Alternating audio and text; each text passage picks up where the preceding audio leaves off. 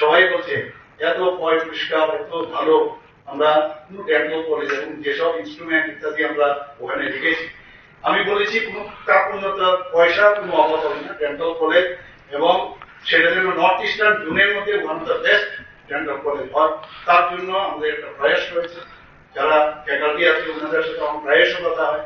আমি ওনাদেরকে বলেছি, কারণ বার্ডিং স্টেজে যদি এখন আপনারা নাম না করতে পারেন, পরে যতই চেষ্টা করেন তাহলে কিন্তু সেই নামটা আপনারা করতে পারবেন না। নর্থ ইস্টার্ন জন্য আমরা গুয়াহাটি ডেন্টাল কলেজ প্রথমে ছিল, এখন আরো কলেজ হয়েছে ওদের। কিন্তু আমি দেখেছি আমাদের যে কলেজগুলো আছে, গভর্নমেন্ট ডেন্টাল কলেজ পাটনা বা কেজিএমসি, আমি প্রায়শই যেতে হয়, ওখানে যাই আমি বিভিন্ন কলেজে, কোনো অংশে আমাদের গভর্নমেন্ট ডেন্টাল কলেজ কোনো অংশে কম নেই। 202 কোটি টাকা আরো পেয়েছি আমরা। মাননীয় প্রধানমন্ত্রী যে প্রজেক্ট আছে সেই ডোনার মিনিস্ট্রি থেকে 202 কোটি টাকা পেয়েছি, বিল্ডিং হচ্ছে। আমি নিজেও সেদিন গেলাম, আমি বলেছি ওনাদেরকে যে আমরা একটু বুঝিয়ে, কারণ আমরা ওই দায়িত্বে আমরা যে খামতিগুলো ছিল সেই খামতি যেন নেক্সট জেনারেশন না হয়।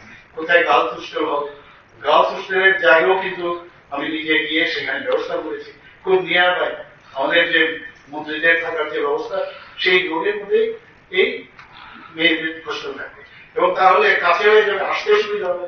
ছেলেদের বেলায় হোস্টেল কোথায় হবে, সেই মেলার মাঠে একটা জায়গা, সেখান থেকে আমরা একটা পুরনো যে এখানে কিছু মানে আমাদের গভর্নমেন্ট অফিসার ছিল তাদেরকে আমরা অন্য জায়গায় সরিয়েছি, সেটাও ভেঙে গেছিলাম, সেদিনও গেলাম, সেখানেও একটা মানে হোস্টেল, বয়েজ হোস্টেল যেন।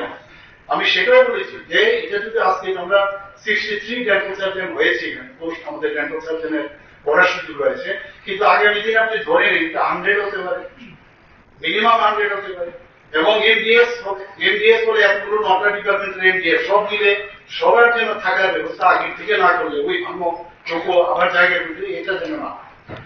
তো এটা যেহেতু আমি এই লাইনে আছে, আমার পক্ষে সুবিধা হয়ে গেছে, তো সেই কাজটা আমি করছি, এবং কাজও দ্রুতগতিতে চলছে। সময় সময় প্রেশারও দিতে হয়, কারণ আমাদের ত্রিপুরাতে আমরা জানি রেজিস্ট্রি, এখানে সবসময় বৃষ্টি হয়, তো কাজের টাইমটি হচ্ছে নভেম্বর, ডিসেম্বর, জানুয়ারি, ফেব্রুয়ারি। কাজে শুধু ডেন্টাল কলেজ না, বিভিন্ন বিষয়ে আমি বলি যে কাজ মানে কাগজপত্র কাজ সব এই 12 মাসে 4 মাস বাদ দিয়ে করুন, আর 4 মাসে গ্রাউন্ডে মানে শুরু করা উচিত। এখনো সমস্যা আছে, আরো ট্রেনিং আমরা আপনাদের দেওয়ার ব্যবস্থা করুন। আমি সেক্রেটারির মধ্যে বলেছি, কথা বলেছি বারবার নিয়ে। তো নিজের উপরে যদি আমাদের কনফিডেন্স না থাকে তাহলে পেশেন্টের কনফিডেন্স আমাদের কেন কিভাবে থাকে? প্রশিক্ষণের কাজ করে লাভ নেই। আমরা বারবার বলছি, আমরা তো এখানে সমস্ত স্টেট হসপিটালগুলোতে ডেভেলপ করছি। আমি একটু আগে আসছে সকালে টিএমসিতে অনুষ্ঠান ছিল, সেখানেও আমি গিয়েছি। তো সব জায়গার মধ্যে টিএমসি খুব ভালো কাজ করছে না।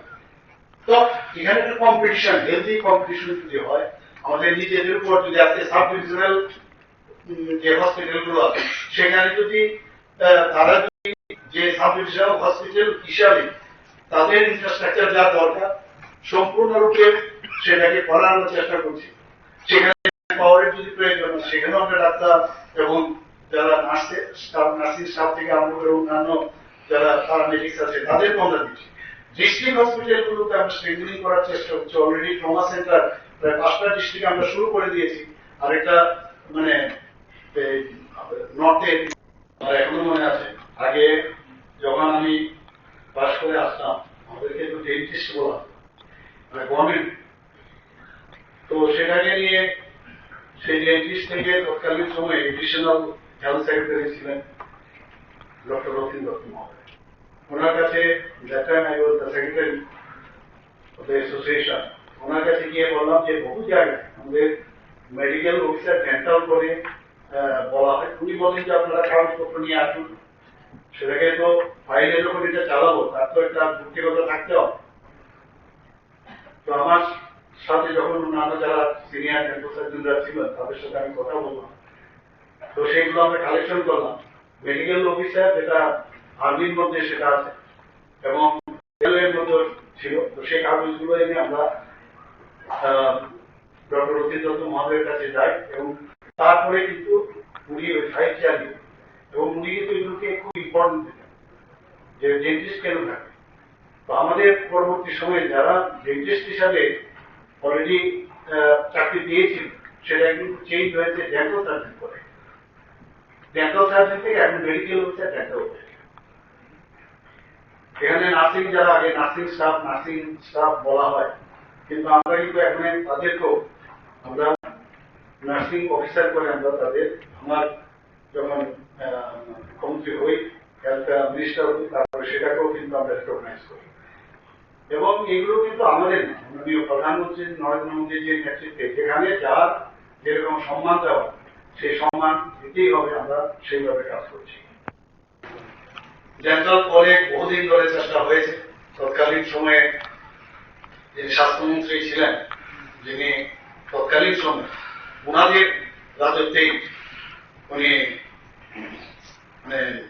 টেররিস্টের দ্বারা নিহত হন, স্বর্গীয় বিমল সিনহা মহোদয়।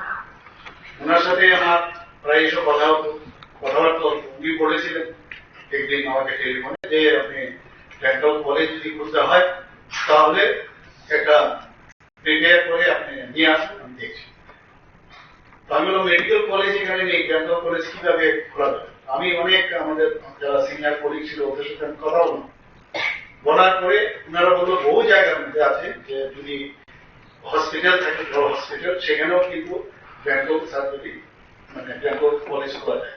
চেষ্টা করলাম, সেখানে গিয়েও নানা রকম ভাগ বেতনটা হয়েছে। তৎকালীন সময়ে যিনি ডাইরেক্টর অফ হেলথ সার্ভিস ছিলেন, আমাদের যে ত্রিপুরা মেডিকেল কলেজ যেটা হয়েছে তখন ত্রিপুরা স্টেট হসপিটাল ছিল, সেই হসপিটালে যিনি মেডিকেল সুপারিনটেন্ডেন্ট ছিলেন সেখানে উপস্থিত ছিলেন। সেখানেও এটা সবসময় একটা বাধার সম্মুখীন হতো। সেখানে গিয়েও আমার খুব ভাগ বিতরণটার পরে শেষ পর্যন্ত কিছু হয়নি, এগুলোই যায়নি। তারপর যখন মেডিকেল কলেজে আমি গেলাম, সেখানে চেষ্টা করলাম যে মেডিকেল কলেজে ডেন্টাল কলেজ করা যায়। সেখানে আমি বললাম যে আপনারা চেষ্টা করুন, আপনারা টাকা পয়সা যার নিয়ম আছে প্রায় 9 লাখ টাকার মতো দিই, বাকি যদি আপনাদের অসুবিধা হয় সেটা এরকম আমি বললাম। সেখান থেকে দেওয়া হয়েছে প্রথমে 5 লাখ টাকা, এরপর বাকি টাকা দেওয়া হয়েছে। তো ওনারা বললো যে আমাদের পক্ষে তো ডেন্টাল কলেজ চালানোর অবস্থা নেই। আমি আপনারা এটা করুন, করে আপনারা অ্যাডভার্টাইজ করুন, সেখান থেকে যদি বাইরের কেউ আসে তাদের সাথে পার্টনারশিপ করে আপনারা ডেন্টাল কলেজ সেখানে শুরু করতে পারেন। তো এই যে চেষ্টা আলটিমেটলি আজকে যে জায়গায় আমি গেলাম, 7 মাসের মধ্যে ডেন্টাল কলেজ বিল্ডিং আগেই ছিল একটা পরিত্যক্ত অবস্থায়, সেটাকে করে ডেন্টাল কলেজ। এই যে চেষ্টা যেটা বলে, চেষ্টা থাকলে অনেক সময় সম্ভব অনেক অসম্ভব জিনিসকে সম্ভব হয়। আজকে কিন্তু সেটা আমরা দেখতে পাচ্ছি। ওরাল হেলথ প্রোগ্রামে উদ্যোগে যে আয়োজন, সেখানে আমরা একটু আগে ভিডিওতে আমরা দেখলাম যে এখানে শুধু আলোচনা না, যে ট্রেনিং শুধু না, এখানে মেগা ডেন্টাল ক্যাম্পের বিভিন্ন স্কুল এবং বিভিন্ন জায়গায় তার আয়োজন করা হয়েছে, আমরা সেটা দেখতে পেলাম। এবং প্রায় 46 স্কুল সেটা কভার করেছে। এবং শুধু তাই নয়, আমি যখন এখানে ঢোকার পূর্বে এখানে দুটো মোবাইল যে ভ্রাম্যমান রক্ত সংগ্রহকারী যে ভ্যান, সেটা ফ্ল্যাগ অফ করি। এবং একটা হচ্ছে ঊনকোটি জেলা হাসপাতালের জন্য, আর একটা বিশাল মহকুমা হাসপাতালের জন্য। এবং এই দুটো নিয়ে আমাদের টোটাল 5টা ধরনের এই আমাদের মোবাইল ভ্যান আমরা চালু করছি। এবং এতে করে আগে ব্লাড নেওয়ার পরে ট্রান্সপোর্টের একটা সমস্যা হবে। ব্লাডটাকে ট্রান্সপোর্ট করার পর যা আমাকে বলা হয়েছে যে এসি এটার ভিতরে আছে, টেম্পারেচার মেনটেন করা যায়, যে ব্লাড কালেকশন করে আগে কিন্তু অসুবিধা হতো নিয়ে আসার সময়। এতে করে ব্লাডের জন্য যে টেম্পারেচার মেনটেন করা দরকার, ফ্রিজে আমরা জানি যেখানে রাখি প্রায় 6 ডিগ্রি সেলসিয়াসের মতো রাখতে হয়। আমার মনে হয় এই ব্যবস্থা এর মধ্যে আছে। তো তাতে করে রক্ত নষ্ট হওয়ার চান্সটা খুব কম থাকে। এবং আমাদের যে স্বাস্থ্য ব্যবস্থা, তাতে করে হেলথের যে বিভিন্ন সুযোগ বা বিভিন্ন যে অ্যাডভান্টেজ, সেগুলো আমরা এই ভ্যানের মাধ্যমে আমরা সেটা